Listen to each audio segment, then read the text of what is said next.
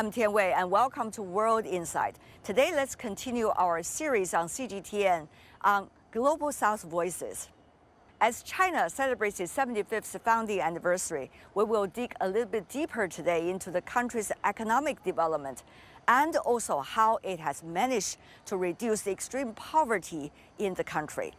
China has lifted about 800 million people out of extreme poverty. That makes up close to 3/4 in the world, the total of people no longer living in dire straits. So what is behind China's economic growth? Is the concept of common prosperity exclusive to China or can be shared by the rest of the world? For answers to these questions and more, let's talk to our panelists. Joining us in New Delhi, Mr. Svaran Singh, professor of Jawaharlal Nehru University also in Kuala Lumpur, Azim Hassan, senior fellow of the Nusantara Academy for Strategic Research in Malaysia. In Cairo, Dr. Majd Boutros, professor in political science from Helwan University. Last but not least, in Beijing, Rong Ying, senior fellow from the China Institute of International Studies. Gentlemen, welcome to the program. Our topic is a gigantic one, Voice of the Global South, Common Prosperity. Rather than a specific news event, it's more an aspiration as a topic. But I would love to invite your expertise as exactly what is the meaning of the Global South, as there is a tremendous amount of debate when this terminology is becoming ever more popular in the world today. So shall we start from our colleague in Egypt? The Global South as a mega vision to strengthen the sustainable and just global development and security. Now, how it would do this in politics and dynamics? Why? There is a dire need to change the malfunctioning and unbalanced global governance order because of the crisis that developed by this malfunctioning system throughout the world. Mr. Rong, we know that it is referring to not necessarily a geographical location, southern hemisphere, because there are many also in the northern hemisphere belong to the Global South. Developing countries, less developed, the least developed economies, together with emerging economies, are now being categorized as Global South. So how do you see this big category of nations, economies, and aspirations? The role and the aspirations of Global South, it seems that we may not be able to agree so and so on which country or what the number of the countries that constitute the group which we call the Global South. I would agree with our colleague from Cairo, from Egypt, that basically I think it would be easier for us to agree on the aspirations or the stands that bring these countries together. On the question of global governance, if we're talking about, I think I would assume that all the Global South would agree or advocate a kind of multilateralism. And and related to that, I think their aspirations, their rights have not been fully sort of represented or fully sort of expressed in terms of related to the current existing international order or international system. And the others, of course, they related to the economy, related to the others. But what makes that Global South stand out is, of course, very much related to the incident or development related to Ukraine, the Ukraine crisis, and also I think the Palestine-Israel conflict, where again, like the in the 1950s, that these developing countries, they all very much feel united on the kind of solidarity to express their views related to that. Well, to you, Professor Singh, is Global South in a competition or a combative attitude against the quote-unquote the Global North? The term Global South was coined in 1969 by an American political scientist called Carl Oglesby. Now, he had defined the term at that time, defining the relationship between imperial powers and their former colonies. And for a long time, the term was understood in pejorative dependent relationship. Of course, during 1970s, the whole liberation movement, national liberations happened, and gradually global South solidarity came under non-aligned movement, then later, of course, Group of 77 in United Nations. Now, recently, of course, because of enormous connectivity that world has achieved, both in terms of traveling and communications, and therefore increasing interdependence that the world now has given a new confidence to these countries that are largely least, less, or developing countries, which think that they need not any longer depend on the so-called global north, which is again is not a physical term. For example, New Zealand, Singapore, Australia are global north in that sense. So how they can themselves find solutions to their own problems, whether it is climate change or human refugees and so on, that has given a new enthusiasm. And of course, as Rongi just mentioned, the international tensions flowing from Ukraine crisis has, I don't think that, of course, a certain element of competitiveness will continue because of different visions. Obviously, the Chinese vision doesn't match with United States vision, and they still work together. So there will be variations in how global South collectively and global North collectively, if we can look at them collectively, thinks of resolving issues. Yeah. But I think they will still find enormous opportunities and space to work together. Mr. Hassan, there's also the interesting synergy among the global South economies or countries, you name it. What is your take on this so far? Well, Wei, I think interesting to see that the definition of global South itself is still debatable. But again, I think the economy matters. It's quite fluid, isn't it? Yeah, it's quite fluid. But again, I think the economy matters is the main crux of the global South. And I think the global South should avoid using geopolitical tools to define themselves. As mentioned just now, the Ukraine war, the Palestine issue, these are all geopolitical stuff. I think we should stick to the economy matters to upgrade ourselves. It is not a third world anymore. It is not a definition of underdeveloped nation, but I think the aspiration, as Dr. Naguib said just now, about nation in global South. This is fascinating, gentlemen, because we have been hearing debates about the global South, but we should lay this groundwork so far as to it is still a fluid terminology, and there are new inspirations coming to economies that so far belong to the global South. And among the global South economies and countries, there is a developing relationship of cooperation, while at the same time mutual learning. Well, the relationship between the North and the global South is also a developing relationship as we speak. So whether geopolitics or not is going to be involved, it really depends on our capabilities of building global South and how it could work with other economies. Having said that, though, let's put our focus more on the common prosperity issue. Now, that is an aspiration, once again. Everybody loves that phrase. And yet, how to achieve that? Internationally, we see SDGs, which is a big set of goals set by the United Nations. Almost everyone in the world sign on it. How do we see the common prosperity aspired by the global South vis-a-vis the sustainable development goals set forward by the United Nations?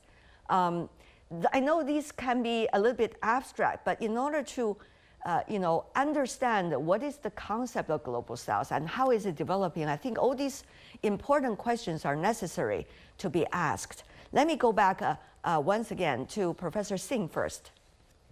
President Xi Jinping's visions or initiatives of global development initiative, global security initiative also talk of both security and development being indivisible. that development cannot be isolated in certain limited space. It has to be a global development. So development of India, development of China will be part of the global development. But when it comes to strategies as to how each of these great leaders wish to outline the way to move forward in achieving that global development, that is where we notice the variations. And then, of course, that leads to whole geopolitics that Professor Hussain was just mentioning.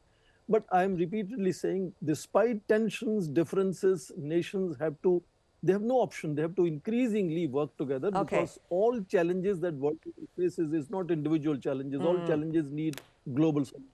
Right. Besides India, in terms of population, China is another big country in the global south. Now, to you, Professor Rong Ying from China, how do you see this global south aspirations of common prosperity vis-a-vis the global vision, such as SDGs? Indeed, I think certainly China is the natural member of Global South, not only in terms of political sort of significance, but also in terms of development philosophy and development experience for global for common prosperity for is that importance. And we all know that China over the as early as to end of 2020 has announced officially that there has been achieved the eradication of absolute poverty, which means that China has for 10 years earlier to achieve the SDG goals. And China's experience and China's readiness to sort of make contributions to the achievement, to the implementation of SDG is very important in terms of not only in terms of the visions, but also in terms of the experience, and more importantly, I think the readiness to help similar, other member of the Global South to achieve that. Professor Rong, I am very interested, even though I'm based in China, but I would love to hear your characterization as to how China has managed to do that, reduce the extreme poverty. By listening to your analysis of the road being taken, let's see whether it can be of any reference for any other developing countries, less and least developed economies. Professor, briefly, please. Yeah, that's a grand question. That's a big question, but indeed, it's a great question. I think if one looks at the China's the white paper issued by Chinese government at the early 2001, I guess, that of course summarize the lot of experience and also expressed its readiness to help the other developing country or global south to achieve that. But I think put in a simple way, the simplistic way around the risk is that first and foremost, China has been adopted a kind of philosophy of people first or people-centered approach. That, of course, very much related to the nature of Chinese system, social and political system. And because of that, related to that is, of course, economically, China has been very much adhere to the development-centered in terms of reform and opening up. And last but not least, I think China is very much ready, first and foremost, to share experience. But in the meantime, I think from its own experience, China has sort of expressed its sort of appreciation by working together with the international community and countries, including the country in the rest.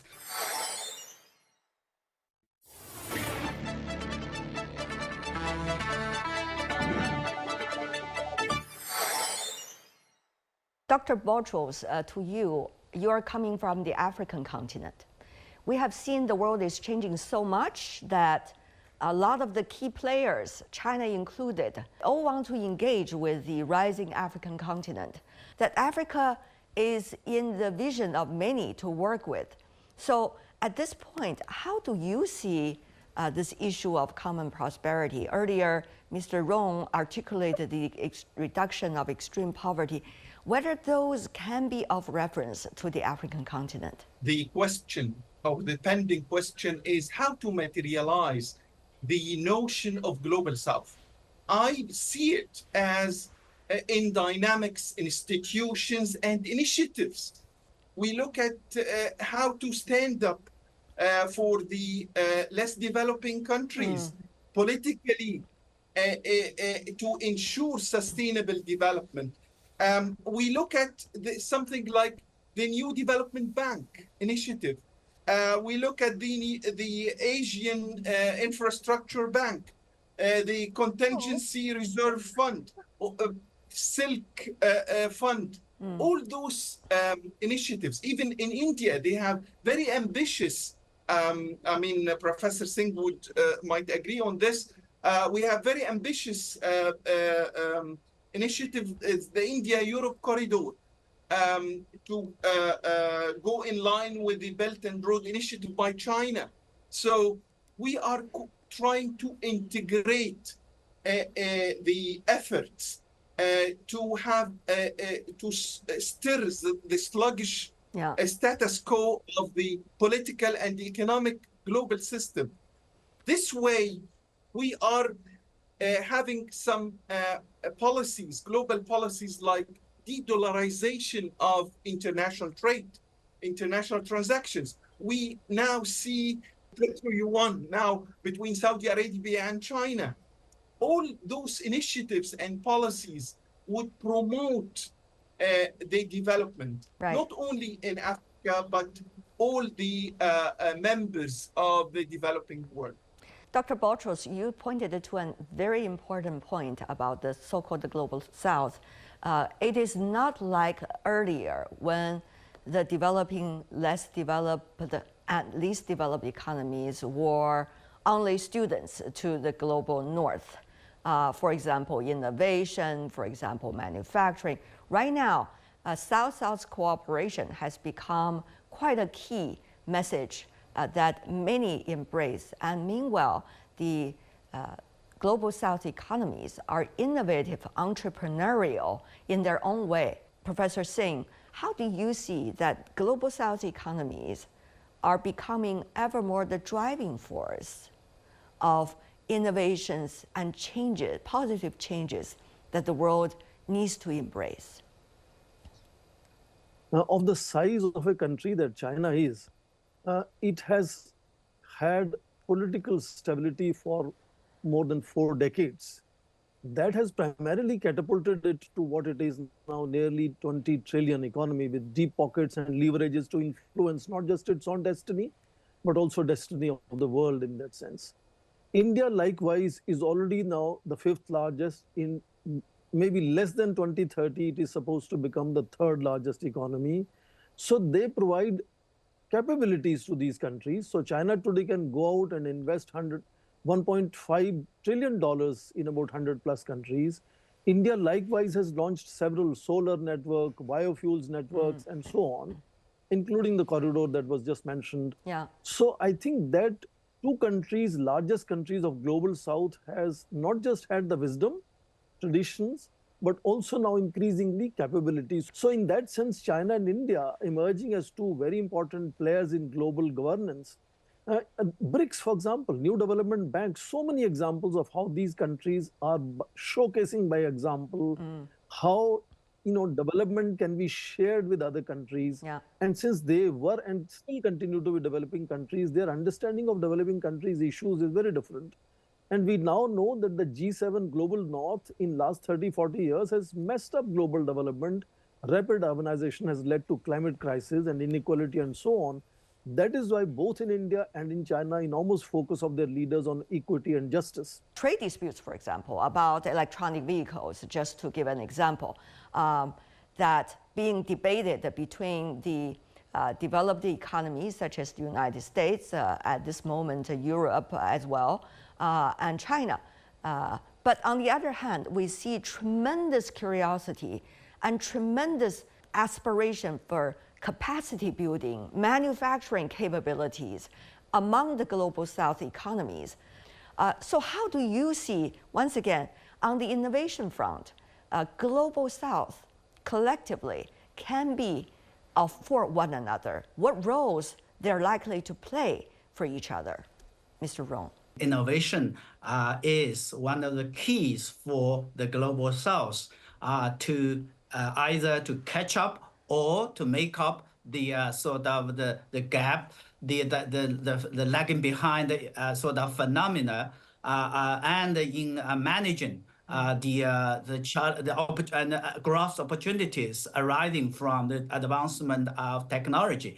And the EV, the electronic vehicle, certainly in China, and its achievement is testing, is an example, and it can be a testing ground for China, member of Global South, to work together with the rest partners to achieve sustainable and development and to achieve that lofty goal of common prosperity.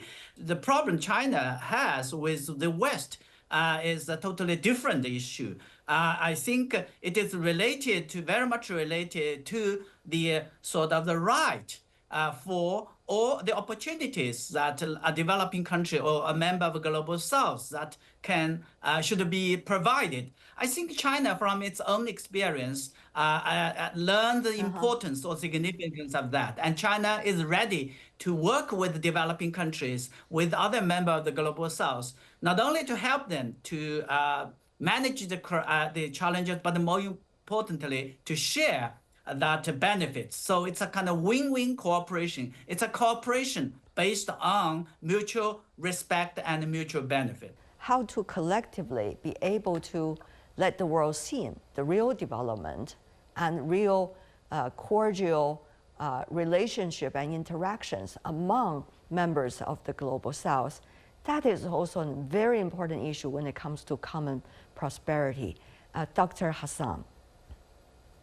Yeah, I agree with you. Way that the language proficiency is part of the handicap that the Global South face right now, because we speak a lot of dialects on the Global South, not only English as the Global North, but again, this is easily be overcome.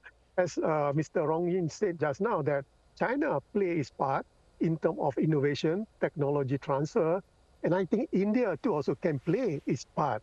And China has its BRI, and India also, I think Prime Minister Narendra Modi did propose something long similar to BRI. So I guess not only India, China, but also Russia in this case, I consider as part of the Global South, can play its part in giving a good perception what is Global South is all about. It's not about to compete with Global North, but to complement with Global North in this case. Dr. Boutros? Global South as a critical mass. This critical mass in the world economy and world politics has resulted very successful indicators, including the GDP of one of the initiatives of the Global South, which is BRICS Plus, the 8 countries. Saudi Arabia is not yet in. So when 8 countries constitute 32.1% of the GDP, while the G7, the top developed countries, are 29.9% of GDP. So it has exceeded the block of G7 as regard to the GDP. Also, if you look at the population, the BRICS Plus, one of the initiatives is 46% of the global population of the whole world, 25% of the land mass, 25% of exports. Now, these glamorous results show that one of the initiatives of Global South, how successful it is in the synergy of integrating the capacities of those economies. Now, I also want to have the final words coming from Professor Singh and Mr. Rong before we wrap up about common prosperity among and between the members of the Global South? Prosperity instead of rivalries will be the only way world will go, and states that are often responsible for increasing rivalries, politicians that often do that, will have to make way for societies to connect, and particularly young people. And why Africa has too many suitors? Because Africa has median age of 18 years. China has 38, India has 28. So that is why young people are going to be more productive, they will consume more, they will innovate more. So I think world's increasingly connectivity will ensure that the global shared prosperity will inevitably be the main goal. Of course, we'll have to find ways how to work together despite our varying understandings and visions that world leaders have. Okay. I'm sure they'll find way out of it. And I must say that I do respect countries other than India and China. And I believe Egypt, with $500 billion of GDP, is a very powerful country that works closely with so many countries together. Yeah. Likewise, Indonesia is largest country. I was just mentioning China and India being inordinately large.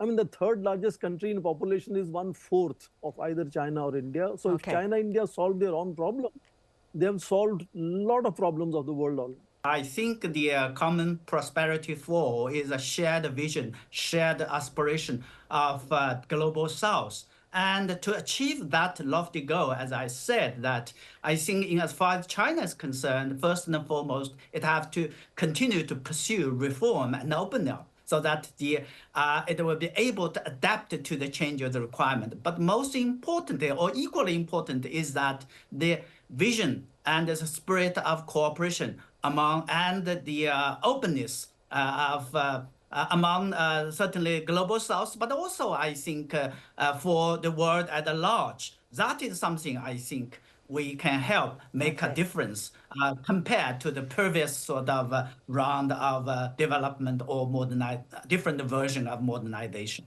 Gentlemen, thank you so much. It's such a pleasure to talking to you. Thank you so much. And that's all the time we have for today. If you'd like to know more, search World Insight. Check out our YouTube channel. Follow us on X and Facebook. I'm Tian Wei on behalf of the team. Thanks for being with us. Bye for now.